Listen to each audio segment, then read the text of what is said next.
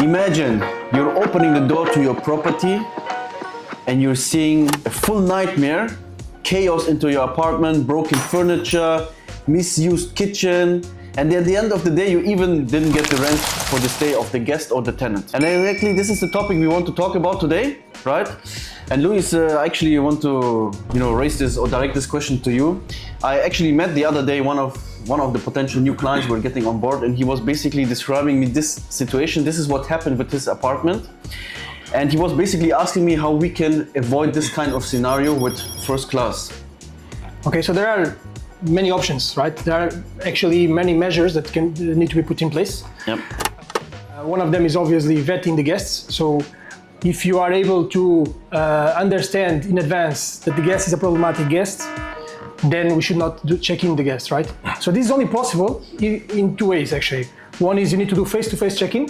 Okay, so actually most of the operators in Dubai, they don't do face-to-face check-in, they just put a smart lock. Correct.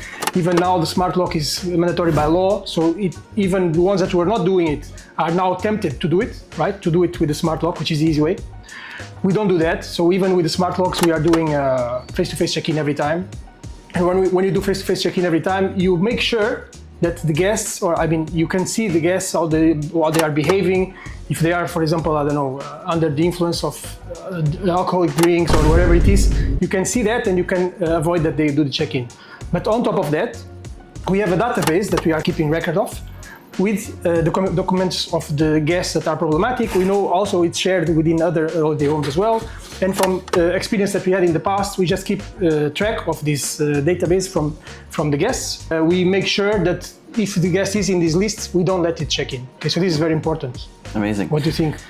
Yes, I totally agree with you, and I think the physical check-in, what you have just mentioned, is something very critical, and I think very important to actually avoid this kind of scenarios. And also, our guest experience managers are 24/7 in touch with the guest. They're checking on the property, so if even the security in the building or neighbors complain about the customers or the guests inside the apartment, we can take very quickly actions, right? Then there was another question also. He was not getting the money for the stay even of the guest. Right? And we also heard from other holiday home companies that guests are staying in the property, they move out, they didn't pay, and they're not paying at the end of the stay. How do we make sure at first class that this can actually not happen, that for every stay we're getting 100% the money upfront? We have some, let's say, some rules in our bookings. Every time you book, there is no refund. Okay, so there is a refund up to a certain period, but when it comes very close to the booking, there is no refund. This makes sure that the booking is already charged from the guest in advance, and then Airbnb or Booking.com or whatever is the platform already has the money with them. There is no way that the guest could not pay for it. So even when it is a direct booking through our website, the payment needs to be done in advance. We do not check in guests that did not pay in advance. Okay, so this is very important, and with this we prevent that somebody is coming into the apartment, did not pay, maybe wants to extend, etc. So all these things are only possible if you paid in advance. Okay? Exactly. So now let's imagine, we have a guest who makes some trouble in the apartment, right? He breaks some items. Maybe he's not even willing to open the door while he has to check out. So coming to the first question, how can we make sure that even in case of some damages, our landlords are actually protected and that we can, can have a peace of mind? Yes. So also here there are two things. Okay, one of them is the rules need to be very clear. So we have very clear and heavy rules. For example, you cannot smoke in our apartments. You cannot party in our apartments, okay? So all the units that we manage, apartments and villas, it's very clear, and the rules are in the listing, and the rules are also communicated to the guest when he comes in, that if this happens, there is a penalty. And the penalties are very heavy. So if it is booked through a platform, not with Airbnb, but for example, Booking.com or through our direct website or other ways, there is a deposit that we take in advance. This also makes people already more defensive before doing a mistake, before taking an action that could put in risk their deposit. So this is one thing.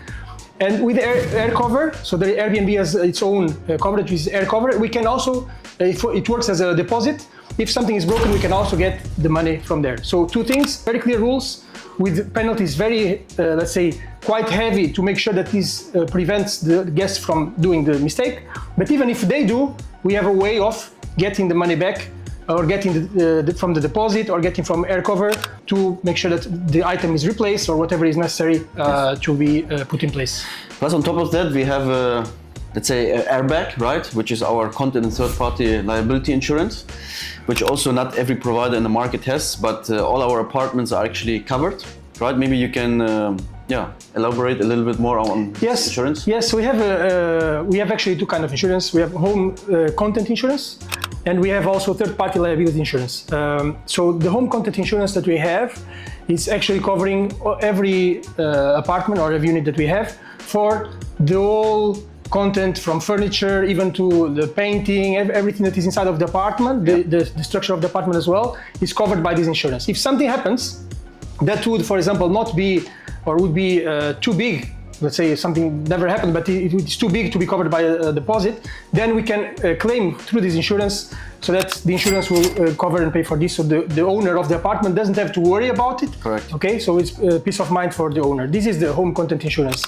Now, we also have third-party liability insurance, which is for a protection for the guest. If the guest, for example, has an accident inside of the apartment, I don't know, for example, by accident hits the mirror breaks, I don't know, gets a we had the case with the table, if you remember. He broke the glass table and he cut his leg, basically. Yes, right? exactly. So in that case, if there is an injury to the guest, or an injury to, or not an injury, but a damage to the guest's belongings, for example, if there is a leakage and they have a Louis Vuitton bag, expensive item that gets damaged, this is also covered by the general liability, third-party liability insurance, which we also had to put in place.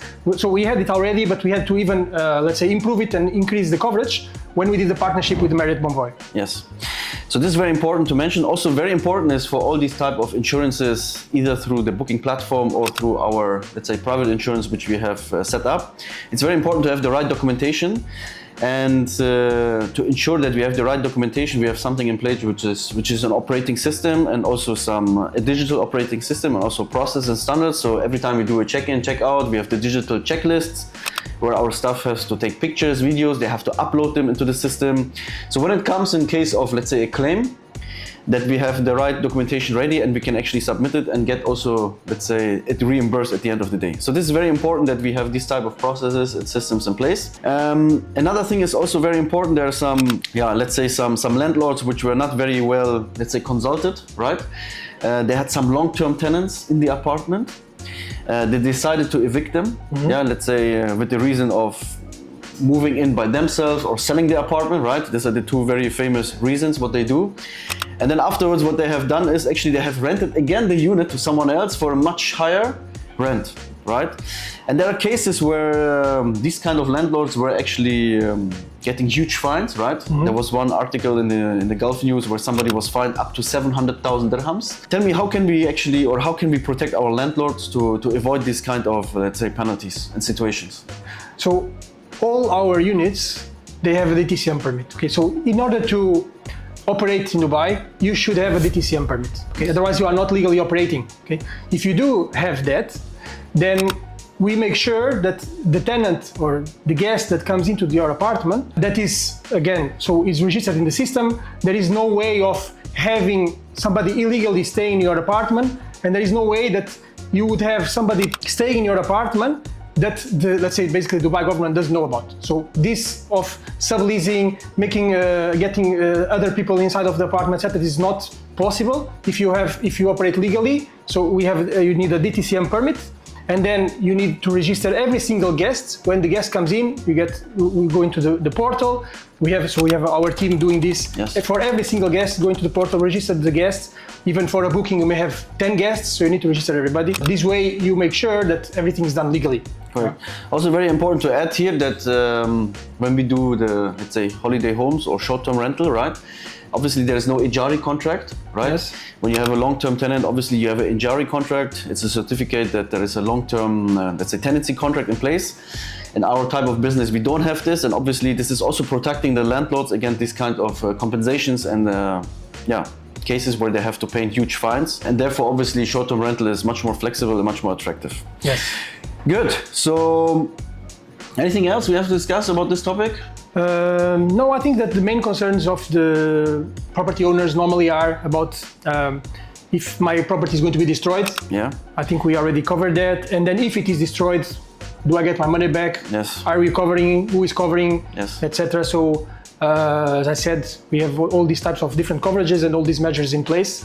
So I think that this gives peace of mind for whoever is considering. Also, I think in our case, what we always do to our landlords is we actually are accountable, right? We make ourselves accountable for, let's say, the conditions of the apartment, and if there is something what we need to replace or repair, then obviously we do it on our own cost.